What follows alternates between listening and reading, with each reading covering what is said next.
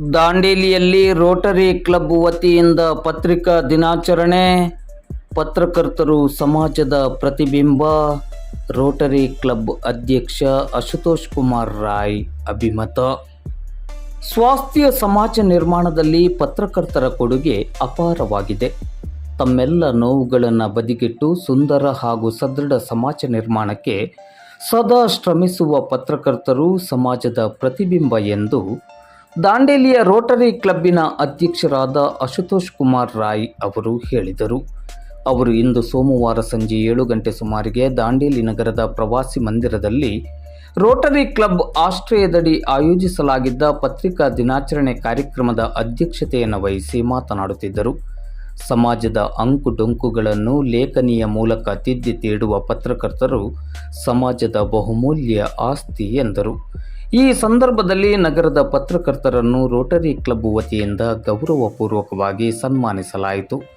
ಸನ್ಮಾನಕ್ಕೆ ಕೃತಜ್ಞತೆಯನ್ನು ಸಲ್ಲಿಸಿ ಮಾತನಾಡಿದ ದಾಂಡೇಲಿಯ ಕಾರ್ಯನಿರತ ಪತ್ರಕರ್ತರ ಸಂಘದ ಅಧ್ಯಕ್ಷರಾದ ಸಂದೇಶ್ ಎಸ್ ಜೈನ್, ಪತ್ರಕರ್ತ ಹಾಗೂ ಕನ್ನಡ ಸಾಹಿತ್ಯ ಪರಿಷತ್ತಿನ ಜಿಲ್ಲಾಧ್ಯಕ್ಷರಾದ BN ವಾಸರೆ, ಪತ್ರಕರ್ತರ ಸಂಘದ ಖಜಾಂಚಿ ಅಕ್ಷಯ್ ಗಿರಿ ಗೋಸಾವಿ, ಪತ್ರಕರ್ತ ಪ್ರವೀಣ್ ಸುಲಾಕೆ ಹಾಗೂ ಸ್ಥಳೀಯ ಯೂಟ್ಯೂಬ್ ವಾಹಿನಿಯ ಗೋವಿಂದ್ ಪಾರಿಕ್ ಅವರು ರೋಟರಿ ಕ್ಲಬ್ಬಿನ ಕಾರ್ಯವೈಖರಿಯನ್ನು ಶ್ಲಾಘಿಸಿ ಅಶುತೋಷ್ ಕುಮಾರ್ ರಾಯ್ ನೇತೃತ್ವದ ನೂತನ ಪದಾಧಿಕಾರಿಗಳಿಗೆ ಶುಭವನ್ನು ಹಾರೈಸಿ ರೋಟರಿಯಿಂದ ಮತ್ತಷ್ಟು ಮಗದಷ್ಟು ಶೈಕ್ಷಣಿಕ ಹಾಗೂ ಸಾಮಾಜಿಕ ಕಾರ್ಯಕ್ರಮಗಳು ನಡೆಯುವಂತಾಗಲಿ ಎಂದರು.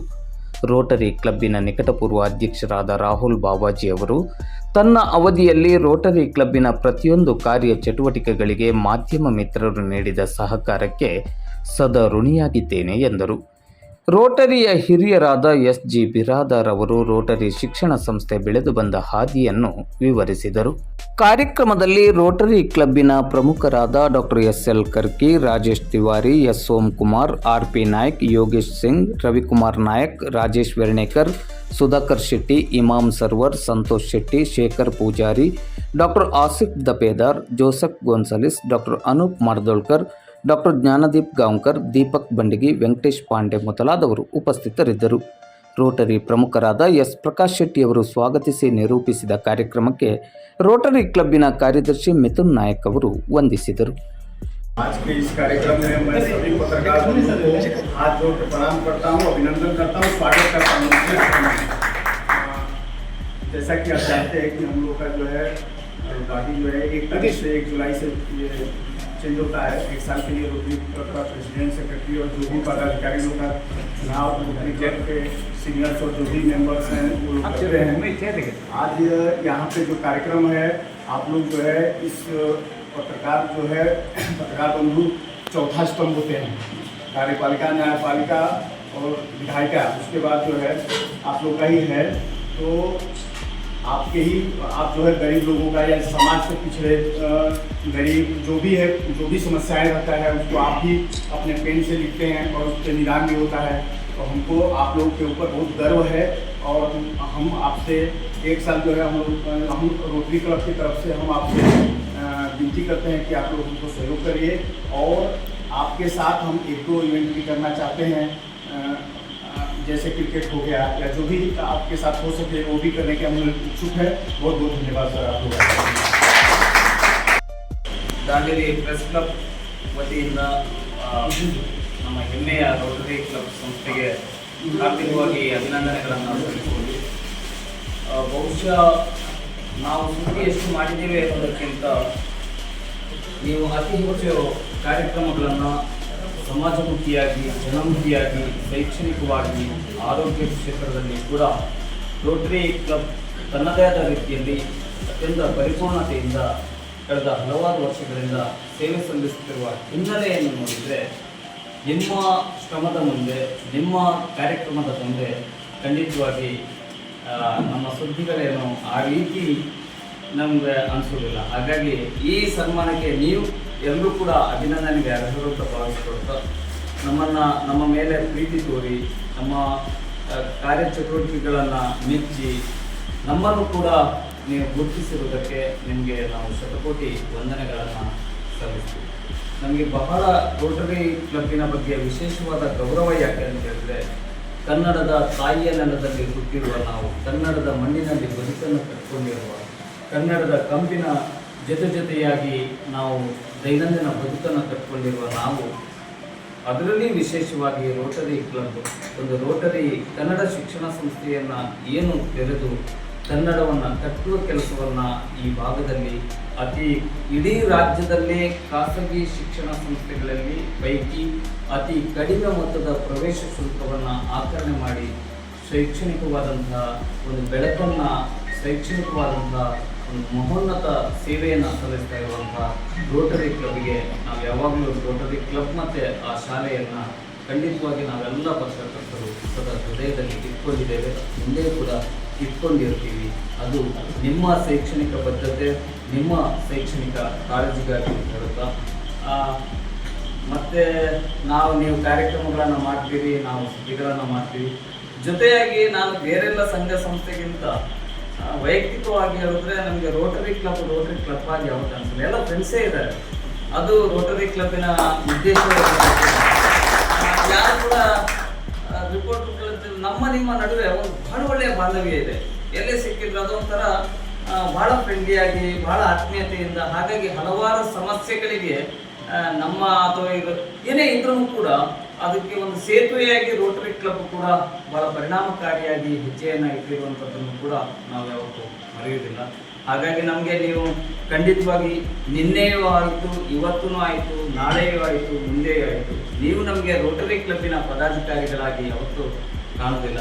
ನಮ್ಮ ಅಭಿವೃದ್ಧಿಯನ್ನು, ನಮ್ಮ ಬೆಳವಣಿಗೆಗೆ ಸದಾ ಮಾರ್ಗದರ್ಶನವನ್ನು, ಪ್ರೋತ್ಸಾಹವನ್ನು ನೀಡುವ ನಮ್ಮ ಹೆಮ್ಮೆಯ ಅಣ್ಣಂದಿರು ಅಂತ ನಾವು ಯಾವತ್ತು ಭಾವಿಸಿಕೊಳ್ತೇವೆ. ಆ ರೀತಿಯ ಪ್ರೀತಿಗಳು, ಆ ರೀತಿಯ ಸಹಕಾರ, ಆ ರೀತಿಯ ಪ್ರೋತ್ಸಾಹ ನಿಮ್ಮೆಲ್ಲರದ್ದು ಇರಲಿ. ರೋಟರಿಯ ಹೆಜ್ಜೆಯಾಗಿ ನಾವು ನಿಮ್ಮ ಜೊತೆ ಸದಾ ಇರ್ತೇವೆ. ನಿಮ್ಮ ಕಾರ್ಯಕ್ರಮಗಳು ಮತ್ತಷ್ಟು ಇನ್ನಷ್ಟು ಪರಿಣಾಮಕಾರಿಯಾಗಿ ಆಗಲಿ ಅಂತ ಆಶಿಸ್ತೇವೆ. ಈ ಸಲ ವಿಶೇಷವಾಗಿ ನಾವು ಸ್ವಲ್ಪ ರಾಯ್ ಸಾಬ್ ಯಾವಾಗಲೂ ನಮ್ಮದೊಂದು ಸ್ವಲ್ಪ ರಾಯ್ ಸಾಬ್ಗೆ ಹೃದಯದಲ್ಲಿ ಒಂಚೂರು ಜಾಗ ಕೊಟ್ಟಿದೆ. ಹಾಗಾಗಿ ಇದು ಅಕ್ರಮ ಪಟ್ಟ ಅಲ್ಲ, ಇದು ಅಧಿಕೃತ ಪಟ್ಟ. ಅಲ್ಲೊಂದು ಸಾಮರಸ್ಯ ಇರಲೇಬೇಕು, ಅಲ್ಲೊಂದು ಬಂಧತ್ವ ಇರಲೇಬೇಕು, ಅಲ್ಲೊಂದು ಪ್ರೀತಿ ಇರಲೇಬೇಕು. ರೋಟ್ರಿಯಲ್ಲಿ ಅದಿದೆ, ಗೊತ್ತಿಲ್ಲ. ಅದು ನೀವು ಆಯ್ಕೆ ಮಾಡ್ಕೊಳ್ಳುವಾಗಲೇ ಅಂಥ ವ್ಯಕ್ತಿಗಳನ್ನ ಆಯ್ಕೆ ಮಾಡ್ಕೊಳ್ತೀರೋ ಅಥವಾ ಏನು ಗೊತ್ತಿಲ್ಲ. ಅಲ್ಲಿ ನೀವು ಇಡೀ ಒಂದು ಕುಟುಂಬದ ಹಾಗಿದ್ದೀರಿ. ಬಹುಶಃ ನಾವು ಕೂಡ ಒಂದು ಕುಟುಂಬದ ಹಾಗೆ ನಿಮ್ಮನ್ನ ಕಾಣ್ತಾ ಇದ್ದೀವಿ. ಆ ಕುಟುಂಬದ ಪ್ರೀತಿ ಸದಾ ಇರಲಿ. ನಾವು ಚೆನ್ನಾಗಿ ಕೆಲಸಗಳನ್ನ ಮಾಡೋಣ. ರೋಟರಿಯ ಎಲ್ಲ ಸೇವೆ ಅಂದ್ರೆ ನನಗೆ ಆ ಮಾತೆ ಒಂಥರ ಪವಿತ್ರವಾದದ್ದು. ಮದರ್ ತೆರೇಸಾ ಒಂಥರ ಹೇಳ್ತಾರೆ, ಪ್ರಾರ್ಥನೆ ಮಾಡುವ ತುಟಿಗಳಿಗಿಂತ ಸೇವೆ ಮಾಡುವ ಕೈಗಳೇ ಶ್ರೇಷ್ಠ. ಹಾಗಾಗಿ ನಾನು ಕೂಡ ಅದನ್ನ ನಂಬುವನು, ಒಪ್ಕೊಳ್ಳುವನು. ಸೇವೆ ಇದೆಯಲ್ಲ, ಅದು ದೇವರ ಪೂಜೆ ಮಾಡೋಕ್ಕಿಂತ ದೊಡ್ಡ ಕೆಲಸ ಅದು. ಹಾಗಾಗಿ ಅಂತಹ ಕೆಲಸವನ್ನು ರೋಟರಿಯವರು ಮಾಡ್ತಾ ಇದ್ದೀವಿ. ಅದು ಈ ವರ್ಷ ಇನ್ನೂ ಹೆಚ್ಚಾಗಿ ನನ್ನ ನಿರೀಕ್ಷೆ ಇದೆ. ಏನಾದರೂ ಒಂದು ಆಗ್ಬೋದು, ಒಂದು ಕ್ರಾಂತಿ ಆಗ್ಬೋದು, ಒಂದು ಚಳುವಳಿ ಆಗ್ಬೋದು ಅನ್ನೋ ಒಂದು ನಿರೀಕ್ಷೆ ಇದೆ. ಅದು ವೈಯಕ್ತಿಕವಾಗಿ ಇರ್ಬೋದು, ನೀವೆಲ್ಲ ಸಾಂಘಿಕವಾಗಿಯೂ ಇರ್ಬೋದು.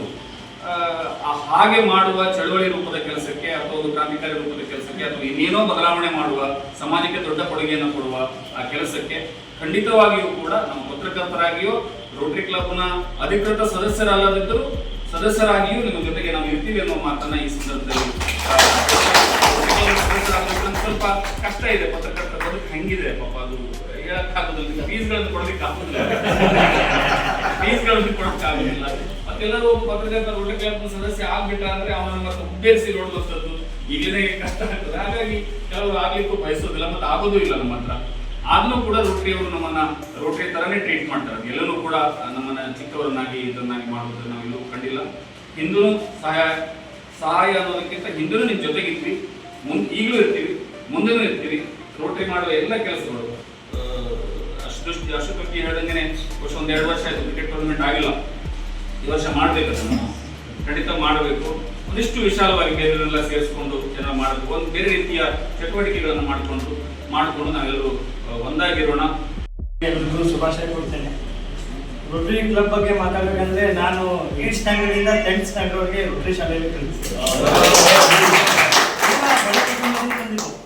ಅಂದ್ರೆ 8th 9th 10th 3 ವರ್ಷ ಫೀಸ್ನ ಭಾರತಿ ಸರ್ಗಳು ತುಂಬಿದ್ರು. ಅವಾಗಿಂದಲೇ ರೋಟರಿ ಅದೊಂದು ಬೆಳೆಸ್ಕೊಂಡು ಬಂದಿದೆ. ಬಡತನ ಬಂದರು ಎಲ್ಲ ಸ್ಟೂಡೆಂಟ್ಗೂ ಕಡಿಮೆ ಇದರಲ್ಲಿ ಇದು ಮಾಡಿ ಅಲ್ಲಿಂದೇ ಉನ್ನತ ಒಂದು ಒಳ್ಳೆ ಪರ್ಸೆಂಟೇಜ್ ತೊಗೊಂಡು ಪಾಸ್ ಆಗಿ ಇವತ್ತು ಈ ಮಕ್ಕಳಿದೆ.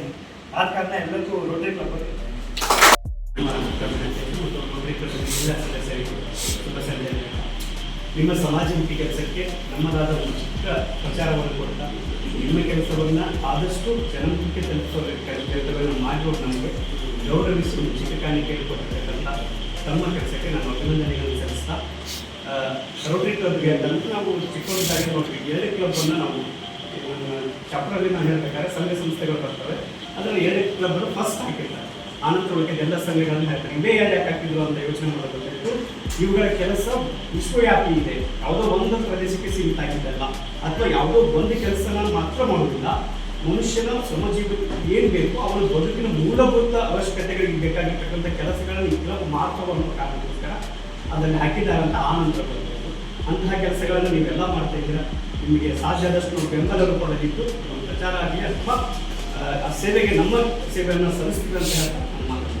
तो सबसे पहले नई समिति को हृदय से बधाई और शुभकामनाएं देता हूँ।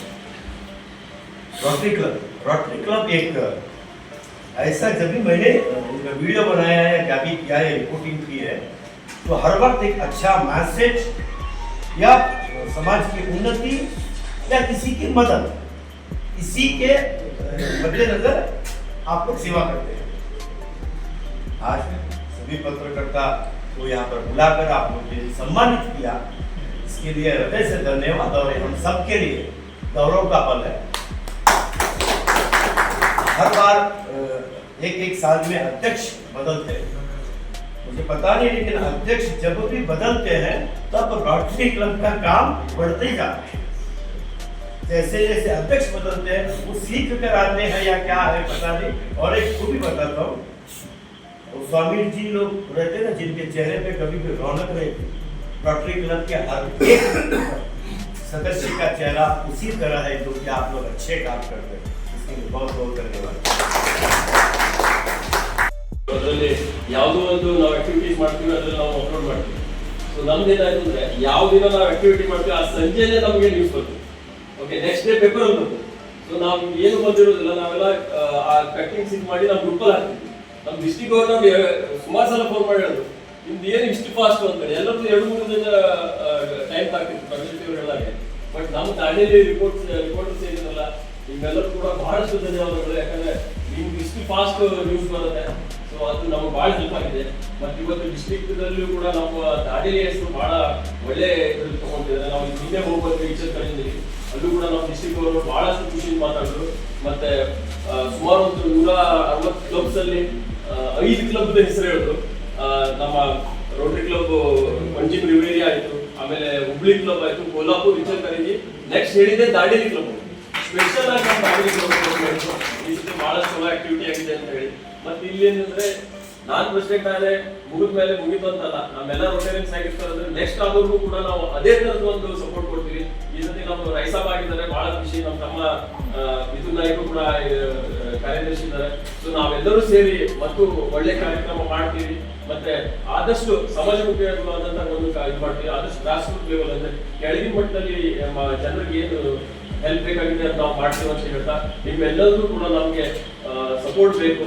ನೀವೆಲ್ಲರೂ ಒಂದು ಪ್ರತಿ ನಿಮ್ಮ ಎಸ್ಪೆಷಲಿ ನಮ್ಮದು ಸೊಸೈಟಿಗಳು.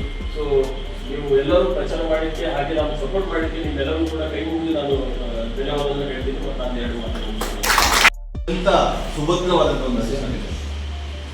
ನಿಮಗೆ 365 ದಿನ ಅಷ್ಟೇ ಇದೆ. ಮೊನ್ನೆ 30ನೇ ತಾರೀಕು 12 ಗಂಟೆಗೆ ನಿಮಗೆ ಆಟೋಮೆಟಿಕ್ ರಿಲೀಸ್ ಆಗುತ್ತದೆ. 2026ನೇ ಇಸ್ವಿ ಜೂನ್ 30ನೇ ತಾರೀಕು 12 ಗಂಟೆಗೆ ವ್ಯಾಲ್ಯೂ ಚೇಂಜ್ ಮಾಡಿ 12 ಗಂಟೆ 1 ಸೆಕೆಂಡ್ ಆಟೋಮೆಟಿಕ್ ಅವ್ರ ಹೆಸರು ಹೋಗ್ತದೆ. ಮಿಥುನ್ ನಾಯಕ್ ಅವರ ಹೆಸರು ಬರ್ತದೆ. ನಮ್ದು ಇನ್ನೊಂದು 5 ನಮ್ಮದು ದಾಂಡೇಲಿ 2028ವರೆಗೆ ನಮ್ಮೆಲ್ಲ ಅಧ್ಯಕ್ಷರು, ಉಪಾಧ್ಯಕ್ಷರು, ಎಲ್ಲ ಸದಸ್ಯರ ಒಂದು ಆಲ್ರೆಡಿ ಸೆಲೆಕ್ಷನ್ ಆಗಿದೆ. ಡಿಸ್ಟ್ರಿಕ್ಟ್ ಇನ್ನೂ 5 ವರ್ಷ ಆಗಿರ್ತದೆ. ಅಂತಾರಾಷ್ಟ್ರೀಯ ಮಟ್ಟದಲ್ಲಿ ಇನ್ನೂ ಮತ್ತೊಂದು 5 ವರ್ಷದಿಂದ ಆಗಿರ್ತದೆ. ಅಂದರೆ ಅಷ್ಟು ಮೆಡಿಕಲ್ಸ್ ಆಗಿ ಪ್ಲಾನ್ ಮಾಡಿರ್ತಾರೆ. ನಾನು ಕಂಡಿಲ್ಲ, ನಾನು ಆಗಲೇಬೇಕು, ಬೇರೆ ಹಾಗೆ ನಾವು ಚೇರ್ ಹಿಡಿದು ಹೋಗೋದಿಲ್ಲ, ನಾನು ಒಮ್ಮೆ ಅಧಿಕಾರ ಕೊಟ್ಟು 4 ವರ್ಷ ಇರ್ತೇನೆ, ಇಲ್ಲ, ಸಾಧ್ಯವಿಲ್ಲ. ಆಟೋಮೆಟಿಕ್ ಹಿಡಿತಾ ಇರುತ್ತೆ. ಹಾಗಾಗಿ ಭಾಳಷ್ಟು ಒಳ್ಳೆಯ ಸಿಸ್ಟಮನ್ನು ಮಾಡಿಟ್ಟಿದ್ದಾರೆ. ರೋಟರಿ ಒಂದು 3 ಜನ ಸೇರಿಕೊಂಡು ಮಾಡುವಂಥದ್ದು. ಒಂದು ಸಂಜೆ ಅವ್ರು ಏಜ್ ಆದವರು ರಿಟೈರ್ಡ್ ಆದ ನಂತರ ಕುಂತು ಕಟ್ಟೆಯಲ್ಲಿ ಕೂತು ಮಾತಾಡ್ತಾ ಇದ್ದಾರೆ. ಮಾತಾಡ್ತಾ ಏನಾದ್ರು ಮಾಡೋಣ, ಏನು ಮಾಡಬೇಕು ಸೊಸೈಟಿ, ಸಣ್ಣದಾಗಿ ಸೇವೆಯನ್ನು ಮಾಡ್ಕೊಂಡು ಹೋಗೋದು. ಯಾವುದೇ ಎಕ್ಸ್ಪೆಕ್ಟೇಷನ್ ಇಲ್ಲದೆ, ಯಾವುದೇ ಪ್ರತಿಫಲದ ಅಪೇಕ್ಷೆ ಇಲ್ಲದೆ ಒಂದು ಗ್ರೂಪ್. ಆಮೇಲೆ ಅದು ಕ್ರಿಯೇಟ್ ಆಗ್ತಾ ಇವತ್ತು 1.2 ಅಂದರೆ 12 ಲಕ್ಷ ಸದಸ್ಯರಿದ್ದಾರೆ ನಮ್ಮ ರೋಟರಿಯಲ್ಲಿ. ನಮ್ಮ ಡಿಸ್ಟಿಕಲ್ಲಿ 150ಕ್ಕಿಂತ ಹೆಚ್ಚು ಕ್ಲಬ್ ಇದೆ. ನಮ್ಮದು ದೊಡ್ಡ ಡಿಸ್ಟಿಕ್ ನಮ್ಮ ಇಂಡಿಯಾದಲ್ಲಿ. ಯಾಕಂತ ಹೇಳಿದ್ರೆ ಇದರಲ್ಲಿ ಕರ್ನಾಟಕ ಭಾಗ ಇದೆ, ಎಂಟೈರ್ ಗೋವಾ ಇದೆ, ಮಹಾರಾಷ್ಟ್ರ ಪಾರ್ಟ್ ಇದೆ. ಹಾಗಾಗಿ 150ಕ್ಕಿಂತ ಹೆಚ್ಚು ನಮ್ಮ ಡಿಸ್ಟಿಕನ್ನು ಆಳುವಂಥ ಡಿಸ್ಟಿಕ್ ಗವರ್ನರ್ಗೆ ಒಂದು ಮುಖ್ಯಮಂತ್ರಿ ಇದ್ದ ಹಾಗೆ ಅಷ್ಟು ಪವರ್ ಇದೆ, ಅಷ್ಟು ಅವರಿಗೆ ಕೆಲಸ ಕೂಡ ಇದೆ. ಅಂದರೆ ನಮಗೆ ಇರೋದು 365 ಡೇಸ್ 150 ಕ್ಲಬ್ಗೆ ಒಂದು ವಿಸಿಟ್ ಮಿನಿಮಮ್ ಮಾಡಲೇಬೇಕು. ಅದರಲ್ಲಿ ಬೇರೆ ಬೇರೆ ಇವೆಂಟ್ಸ್ಗಳನ್ನೆಲ್ಲ ತೆಗೆದು ಅವರಿಗೆ ಹಾರ್ಡ್ಲಿ ಮನೇಲಿ ಇರಲಿಕ್ಕೆ ಒಂದು 10 ದಿನ ಸಿಗುವುದಿಲ್ಲ ಈ ವರ್ಷ, ಅಷ್ಟು ಕಷ್ಟ ಇದೆ. ಹಾಗಾಗಿ ಮತ್ತು 3 ವರ್ಷ ನಾವು ಟರ್ಮ್ ಇಡಬೇಕಾಗುತ್ತೆ. 1 ವರ್ಷ DG ಆಗಲಿಕ್ಕೆ, 1 ವರ್ಷ DG ರನ್ ಅವರ ಟರ್ಮ್ ಮುಗಿಲಿಕ್ಕೆ, ಇನ್ನೊಂದು ವರ್ಷ ಅಕೌಂಟ್ಸ್ ಹ್ಯಾಂಡಲ್ ಮಾಡಿ. ಆಮೇಲೆ ನಮ್ಮಲ್ಲಿ ಬಂದಿರುವಂಥ 1 ರೂಪಾಯಿ ಅಮೌಂಟು ಕೂಡ ನಿಮ್ಗೆ 100% ಟ್ರಾನ್ಸ್ಪರೆನ್ಸಿ ಲೆಕ್ಕ ಸಿಗುತ್ತೆ. ಇನ್ನೂ ಕೂಡ 1 ರೂಪಾಯಿ ಕೂಡ ಮಿಸ್ ಆಗಿಲ್ಲ. ಮತ್ತೆಲ್ಲ ಅದೇ ನಮ್ದು ಇನ್ನೊಂದು ಸ್ಲೋಗನ್ ಇದೆ, ಸರ್ವಿಸ್ ಅಪೋಸ್ ಸೆಲ್ಫ್ ಅಂತ ಹೇಳಿ. ಅದನ್ನ ಮೇನ್ ಲೋಗೋ ಇದೆ, ಅದರ ಸ್ಲೋಗನ್ ಇದೆ. ಹಾಗಾಗಿ ಸೇವೆ ಒಂದೇ ಬಿಟ್ಟರೆ ಬೇರೆ ಯಾವುದೇ ಎಕ್ಸ್ಪೆಕ್ಟೇಷನ್ಸ್ ಇಲ್ಲ. ನಾವು ಯಾರೂ ಕೂಡ ನಮ್ಮ ಖರ್ಚಿನ ಮಾಡಿಕೊಂಡು ನಮ್ಮ ಯಾವುದೇ 1 ರೂಪಾಯಿ ಕೂಡ ಪ್ರತಿಫಲ ಅಪೇಕ್ಷೆ ನಾವು ಮಾಡ್ಬೋದು. ಯಾವುದೇ ಇವೆಂಟ್ಸ್ಗೆ ಹೋಗಲಿ, ಯಾವುದೇ ಟ್ರೈನಿಂಗ್ ಹೋಗಲಿ, ಯಾವುದೇ ಖರ್ಚುಗಳನ್ನು ನಮ್ಗೆ ಹೋಗಿಲ್ಲ. ನಾವಾಗಿ ಕೊಟ್ಟು ಅಲ್ಲಿ ಹೋಗಬೇಕು. ಯಾವುದೇ ಖರ್ಚುಗಳನ್ನು ರೋಟರಿಯಿಂದ ನಮಗೆ ಬರುತ್ತೆ.